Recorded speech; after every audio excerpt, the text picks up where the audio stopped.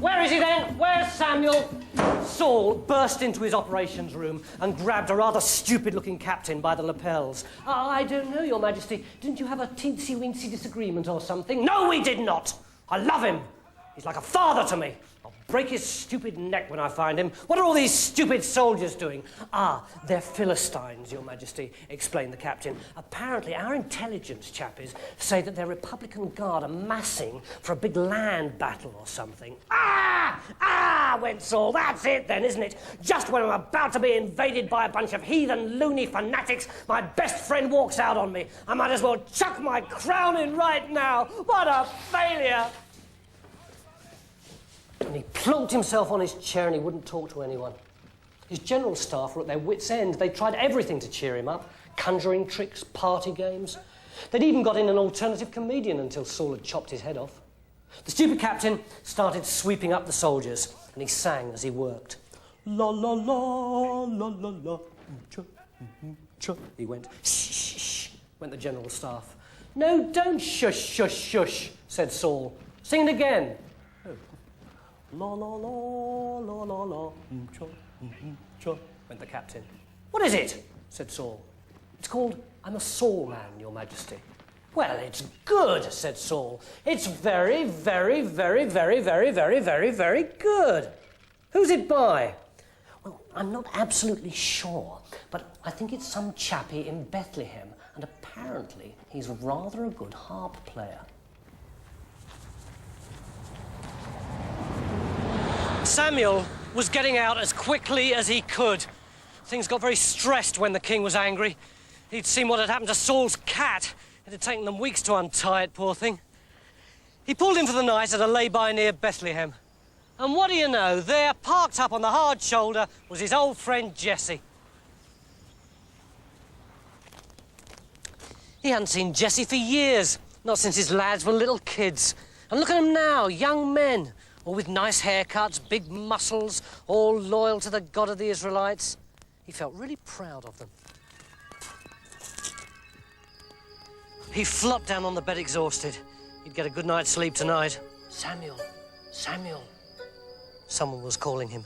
He shot up and listened. Samuel, Samuel. This time, he didn't go and see who it was. Not like before. He knew now. It was the same voice that had been haunting him ever since he was a child. I'm listening, he said softly. What have you got to tell me?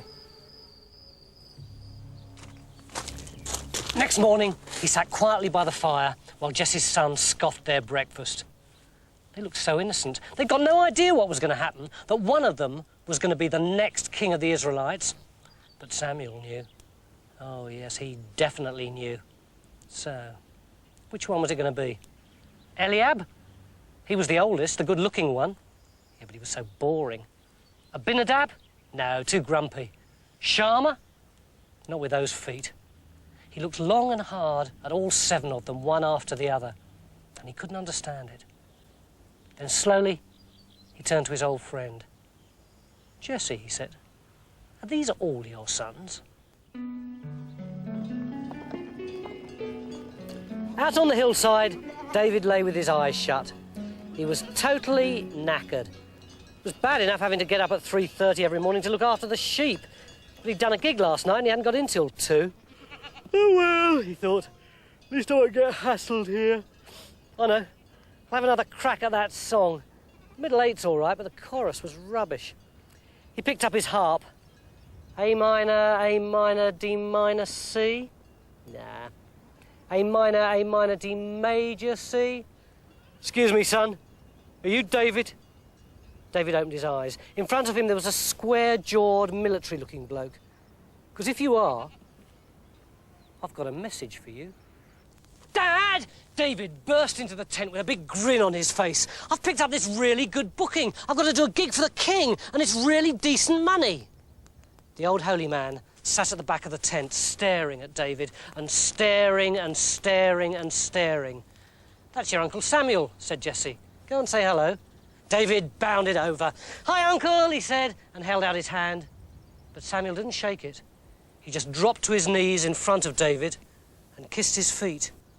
What'd you do that for, Uncle? Said David. But Samuel stayed quiet. The time wasn't ripe yet. Saul had got a blinding headache. All his curtains were drawn, his general staff were talking in whispers, his entire army was marching on tiptoe so as not to disturb him. There was a discreet tap at the door. Boop, boop, boop. Oh, went Saul. What's that terrible noise? I can't bear it. It was his son, Jonathan. Your harpist's here, he said. Well, tell him to go away. Music would make me throw up. Oh, please. David popped his head round from behind the door. This could be my big break.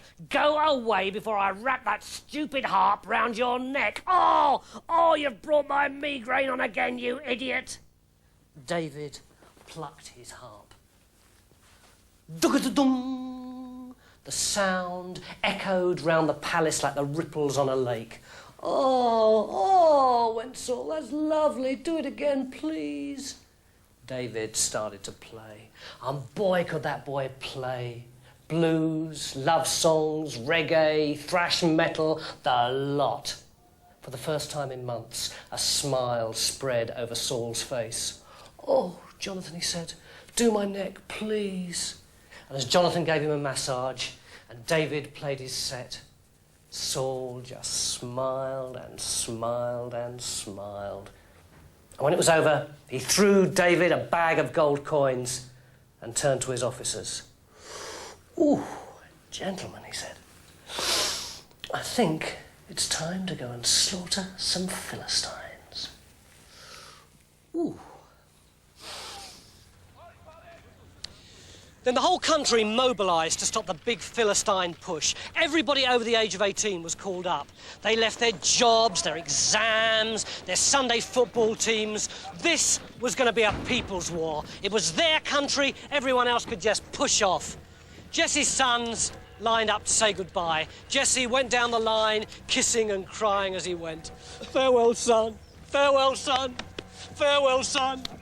Until he got to David. Farewell. Wait a minute, David, you're not going. Oh, come on, Dad, I'm a brilliant fighter, you know I am. David, you are not 18 for another 4.5 weeks yet. Anyway, the sheep need you. The other brothers started to snigger. Yeah, laughed Abinadab, you stay here, you can write a love song for that little you. That's right, laughed Eliab, with a bit of luck. You'll be engaged by the time we get back. And the other brothers marched off to the war. Come out and fight! A great booming voice echoed across the valley. In their trench, Jesse's sons were frying their breakfast. A mouldy piece of cheese, a thrush's egg, half a tomato. Come on, you're all cowards! Goliath's waiting for you, boomed the voice. Oh, shut up, you great pillock, murmured Abinadab. Pass me the salt, Sharma. It was like this every morning. This huge, hairy Philistine, this mindless moron with a chip on his shoulder just because Saul had bulldozed his village, would start shouting and bawling and winding up the Israelites. Come on, choose your champion! Single combat, he yelled. There isn't any salt, said Sharma. There isn't any anything. Oh, I thought this war would be over weeks ago, said Abinadab. You're all cowards, bawled Goliath. Oh, belt up, said Abinadab. At that moment, David rolled into the trench.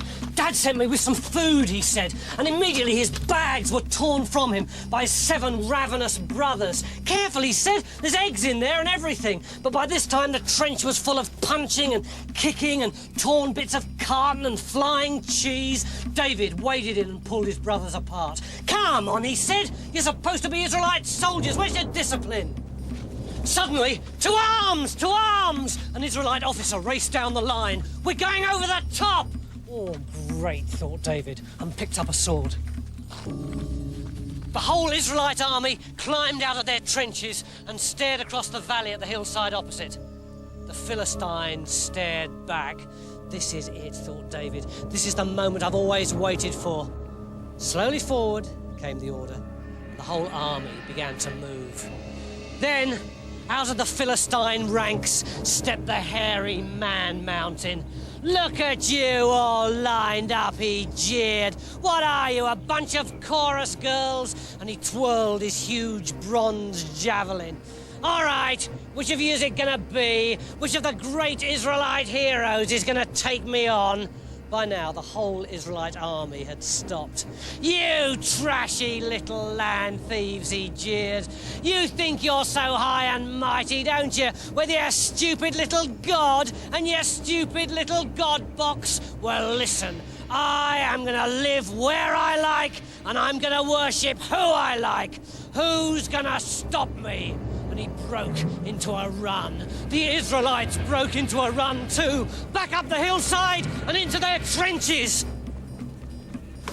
The whole of the Philistine army began to laugh. The valley was filled with sarcastic, derisive jeering. David was furious. "Get out and fight, you wallies," he shouted. "We can't lose. We've got the God of the Israelites on our side." "Shut up, kid," snapped Eliab. "Leave the men's work to us." "Men?" said David. "I don't see any men, just a bunch of soft toys." "You'd better take that back," said Eliab threateningly. "Why?" said David. "What'll happen if I don't? Will I be smothered to death by a brigade of floppy bunnies?" Eliab leapt on him. Abinadab leapt on him. Shammah and all the others leapt on him. The bottom of the trench was filled with dust clouds and flailing limbs. "Right! Who's going to volunteer?" The brothers snapped to attention. Towering over them was King Saul, and he looked really angry. "I need one common soldier to challenge that irritating loudmouth," he said. "Which of you snivelling cowards is it going to be?" The brothers looked down at their feet. "Come on, speak up!" Nobody said a word. Saul sneered with contempt and turned to go. "I will." "Who said that?" snapped Saul. "Me, sir. Your harp player, sir." "You? You can knock the skin off a pickled herring." "I could, sir. I'm a shepherd. I fought a lion once." "It was a dog, actually," said Abinadab. "Don't waste my time, boy," snapped Saul. "Why not give him a try, Dad?" piped up Jonathan. "We haven't got anything to lose." 10 minutes later, David was dressed from head to toe in Saul's armour. "Right, off you go," said Saul. "I can't move," said David. "Ha ha ha! Course you can," said Saul, and he gave him a push. David toppled to the ground. "This is no good," said David, crawling out of the armour. "I'll go as I am." "You'll need a sword," said Saul, and he drew his own from its massive scabbard. "Thanks anyway," said David, "but I can't even lift that." And as the Israelite army looked on in silence, the young David walked slowly towards the Philistines.